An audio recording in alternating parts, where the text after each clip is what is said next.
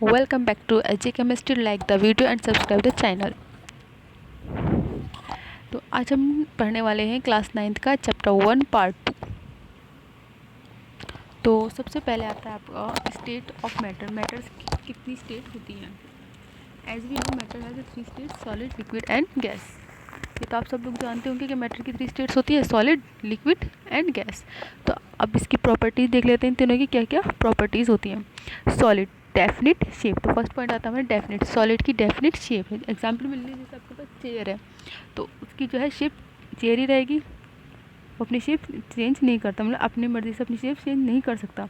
Distinct boundary, उसकी जो है वो बाउंड्री भी डिस्टिंक्ट मतलब डेफिनेट बाउंड्रीज रहेगी। क्यों? क्योंकि वो अपने आप अपनी शेप नहीं चेंज सकता, मतलब अपने आप ही एक जगह से दूसरी जगह नहीं जा सकता है। रिगिड, वो बहुत ज़्यादा हार्ड रहेगा, मतलब कठोर हार्ड रहेगा, क्योंकि उसके जो मॉलिक्यूल्स होते हैं बहुत पास होते हैं। सॉलिड के जो मॉलिक्यूल्स होते हैं वो बहुत ज़्यादा पास होते हैं, इस वजह से वो क्या होता है, हार्ड होता है। इनकम्प्रेसिबल, वो इनकम्प्रेसिबल होता है क्योंकि उसे सॉलिड को कंप्रेस नहीं किया जा सकता। डेफिनेट वॉल्यूम, और इसकी जो कैपेसिटी होती है वो डेफिनेट होती है, मतलब वॉल्यूम जो उसकी डेफिनेट रहती है। फिर आता है आपका liquid. Liquid, no definite shape, liquid की कोई शेप नहीं होता है। आप सपोज़ कीजिए, आप लिक्विड में एग्जांपल ले लीजिए, जैसे वाटर। अगर आप वाटर को कप में डालते हैं तो कप की शेप ले लेगा, और अगर आप उसे ग्लास में डालोगे तो ग्लास की शेप में ले लेगा।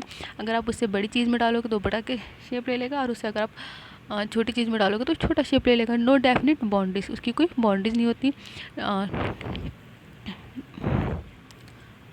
डेफिनेट बाउंड्रीज, तो जो लिक्विड होता है वो एक जगह से दूसरी जगह आराम से चला जाता है, बह जाता है। फ्लोडिटी मतलब बहना, बहाव। तो फ्लोडिटी क्या होती है इसकी? ये भी लिक्विड क्या होता है, एक जगह से दूसरी जगह चले जाता है अपना आप ही। लो कंप्रेस्ड, अगर उसे रास्ता मिलता है तो चले जाता है ना। लो कंप्रेस्ड, और ये लो कंप्रेस्ड होता है, मतलब क्या है लो कंप्रेस्ड का मतलब, जो लिक्विड होते हैं उसके जो मॉलिक्यूल्स होते हैं थोड़ी दूरी पर होते हैं, जिन्हें कंप्रेस्ड करके पास लाया जा सकता है। ठीक है। डेफिनेट वॉल्यूम, तो इसकी भी डेफिनेट वॉल्यूम होती है, इसकी भी डेफिनेट होती है, और सॉलिड की भी डेफिनेट होती है। अब आते हैं गैस की प्रॉपर्टीज़ पे। नो डेफिनेट शेप, गैस की भी कोई डेफिनेट शेप नहीं होती है। नो बाउंड्रीज, और इसकी भी कोई बाउंड्रीज नहीं होती है। ठीक है। और फ्लोडिटी, इसमें फ्लोडिटी होती है, मतलब ये बहाव हुआ होता है, इसमें एक जगह से दूसरी जगह चले जाते हैं आराम से। हाई कंप्रेस, और इसमें जो कंप्रेस्ड होगा कैसे होगा, हाई होगा, इसमें बहुत ही ज़्यादा कंप्रेस्ड किया जा सकता है। नो डेफिनेट वॉल्यूम, और इसका कोई डेफिनेट वॉल्यूम नहीं होता है, क्योंकि अगर आप गैस को छोटे कंटेनर में बंद करोगे तो उसमें भी वो आ जाएगी, और अगर आप उसमें बड़े कंप्रेस्ड बड़े कंटेनर में करोगे तो उससे भी वो पूरा फिल कर देगी, तो इसलिए कोई इसका वॉल्यूम नहीं होता है। हाई कंप्रेस्ड क्यों होती है? क्योंकि जो हमारे गैस के मॉलिक्यूल्स होते हैं वो बहुत दूर दूर होते हैं, तो जिन्हें कंप्रेस्ड करके पास लाया जा सकता है। अब हम पढ़ते हैं आगे, change of state of matter, मतलब स्टेट्स की मैटर की स्टेट्स को कैसे चेंज किया जा सकता है। तो इसके 2 टाइप्स होते हैं, एक बाय चेंजिंग टेम्परेचर और बाय चेंजिंग प्रेशर। 2 तरीके से कर सकते हैं, टेम्परेचर से हम और एक प्रेशर से। तो टेम्परेचर से कैसे करते हैं, प्रेशर से कैसे करते हैं, इसके बारे में पढ़ते हैं।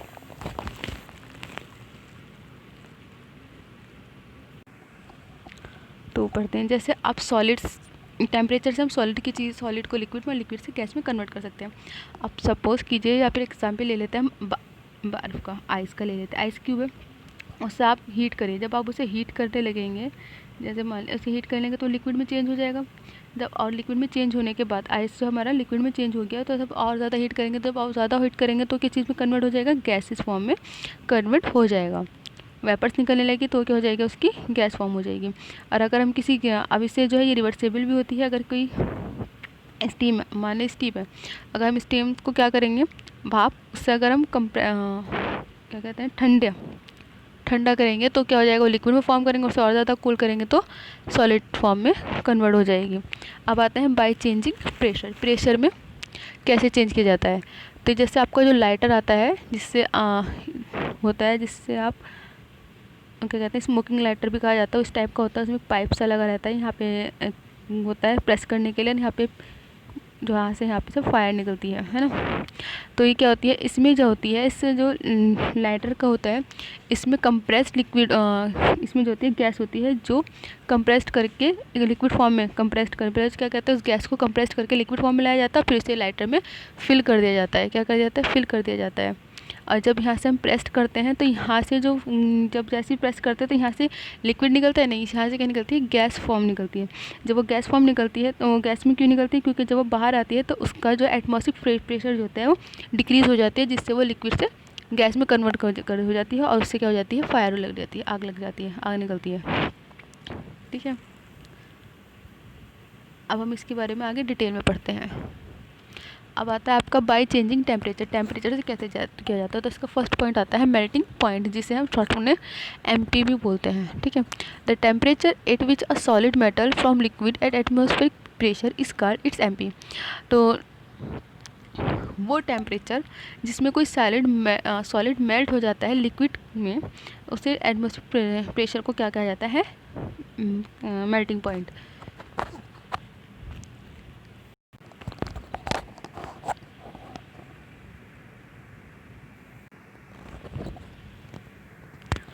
मेल्टिंग पॉइंट आता है हमारा। तो इसके एग्जाम्पल हम लेते हैं, एक बीकर लीजिए और उसमें आप बर्फ़ डाल दीजिए, ठीक है ना, और फिर उसे नीचे से उसे हीट कर दीजिए और उसमें एक थर्मोमीटर डाल दीजिए। जैसे आप उसमें बर्फ़ डालेंगे तो आप जो थर्मोमीटर पर क्या करेंगे, उसका थर्मोमीटर का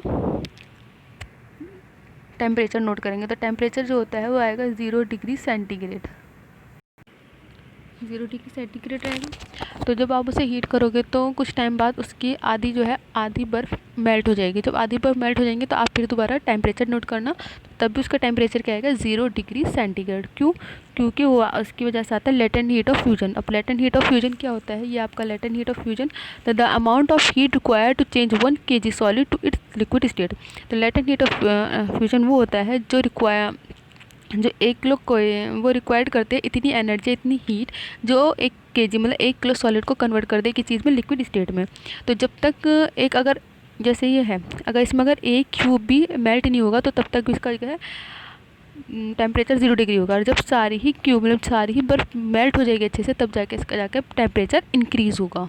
अगर उसमें एक भी क्यूब है, अगर एक भी थोड़ा सा भी बर्फ़ है, मतलब सारा मेल्ट हो गया, उसमें थोड़ा सा बर्फ़ जो है अगर रह जाता है तो तब भी उसका टेम्परेचर क्या आएगा, 0 डिग्री सेंटीग्रेड। आगे पढ़ते हैं हम इसके बारे में। सेकंड पॉइंट तो है बॉइलिंग पॉइंट। तो बॉइलिंग पॉइंट क्या होता है, the temperature at which a liquid boil to form vapour at atmospheric pressure is called a boiling point. Boiling point करते हैं मतलब बॉयल करना, और उस मतलब लिक्विड को वेपर में कन्वर्ट हो जाए, मतलब लिक्विड से गैस में कन्वर्ट करना एटमॉस्फेरिक प्रेशर पे, तो उसे क्या कहते हैं, बॉइलिंग पॉइंट। जैसे कि आप एक बीकर लीजिए, बीकर में आपने पानी कराया है, ठीक है, और उसमें फिर उसमें भी क्या कर देंगे हम, एक वो डाल देंगे थर्मोमीटर, फिर उसे हीट करने लगा। जैसे ही वाटर बॉयल होने लगे तो आप देखेंगे वाटर का बॉइलिंग पॉइंट क्या होता है, 100 डिग्री सेंटीग्रेड। और फिर आप 100 डिग्री सेंटीग्रेड हो गए, उसके बाद भी आप वैसे बॉयल करे जा रहे हो, फिर उसका टेम्परेचर नोट करते हो कुछ टाइम बाद, तब भी उसका टेम्परेचर क्या आएगा, 100 डिग्री सेंटीग्रेड। फिर थोड़ी देर बाद देखो तब भी उसका 100 डिग्री सेंटीग्रेड आएगा। क्यों, क्योंकि वो किसकी वजह से आएगा, जैसे हमने लेटेंट हीट ऑफ वेपराइज देखा था, ऐसी है latent heat of vaporisation, the amount of heat required to change 1 kg solid. तो इसमें वो हीट चाहिए जो चेंज कर दे 1 किलो सॉलिड को इनटू गैस स्टेट में। तो क्या होगा, 100 डिग्री तो वाटर क्या होगा, वो बॉयल भी होता रहेगा और उसमें से कुछ वेपर्स निकलने भी लगेगी। ठीक है, अब फिर थर्ड ऑप्शन आता है आपका, ये टेम्परेचर वाले है कन्वर्ट करने का, सब्लिमेशन। सब्लिमेशन क्या होता है, change of solid directly to vapour on heating and vapour into solid on cooling without passing through the liquid state called sublimation. Sublimation वो होता है जब सॉलिड से डायरेक्टली वेपर में कन्वर्ट हो जाए हीट करने पर, या फिर वेपर से डायरेक्ट सॉलिड में कन्वर्ट हो जाए बिना लिक्विड स्टेट में जाए, तो इसे कहते हैं सब्लिमेशन। अब इसके एग्जांपल देख लेते हैं। एग्जांपल जैसे होता है कैम्फर, जो काफूर होता है, जो ज़्यादातर आपने देखा होगा ठेले वाले जो होते हैं ना, उनके पास होता है, वो धूप बत्ती भी जिसे बोला जाता है। तो क्या होता है, सॉलिड फॉर्म होता है, और जब उसे हीट दी जाती है, जब उसे जलाया जाता है, तो उसमें से क्या वो लिक्विड में कन्वर्ट होता है, नो, उसमें क्या होती है, गैस निकलती है, वेपर निकलता है, धुआं निकलता है, वो क्या होती है, गैस इस फॉर्म होती है उसकी। ऐसे अमोनियम क्लोराइड का है एक्टिविटी आपकी, शीट जैसे चाइना प्लेट लेंगे, उसके ऊपर क्या, उसके अंदर क्या कर देंगे हम, उसमें अमोनियम क्लोराइड रखेंगे, फिर अमोनियम क्लोराइड रखने के बाद उसे जो है कीप से बंद कर देंगे, फिर नीचे से हीट करने लगेंगे। तो आप देखना, तो वो जो अमोनियम क्लोराइड होगा सॉलिड फॉर्म में होगा, और जब हम उसे हीट करेंगे तो कुछ टाइम वो क्या होगा कि उसमें से वेपर्स निकलने लगे, गैस निकलने के, बट वो जो है कन्वर्ट नहीं होगा लिक्विड में, तो इससे क्या होगा, सब्लिमेशन होगा। ठीक है। फिर है नेपथलीन बॉल। नेपथलीन बॉल किसे कहा जाता है, नेपथलीन बॉल जो कि उसमें रखी जाती है ना, कपड़ों में वाइट कलर की बॉल्स होती हैं,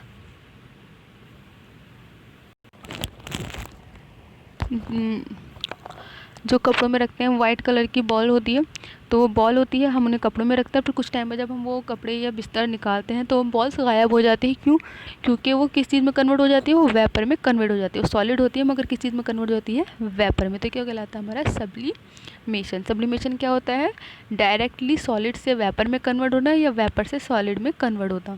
जैसे कि आपकी CO2 गैस है, CO2 किस में होती है, ये सॉलिड फॉर्म में होती है, और जब इसे हीट कंप्रेस्ड किया जाता है तो ये किस में कन्वर्ट हो जाती है आपका, ये कन्वर्ट हो जाता है डायरेक्ट आपका गैसेस फॉर्म में।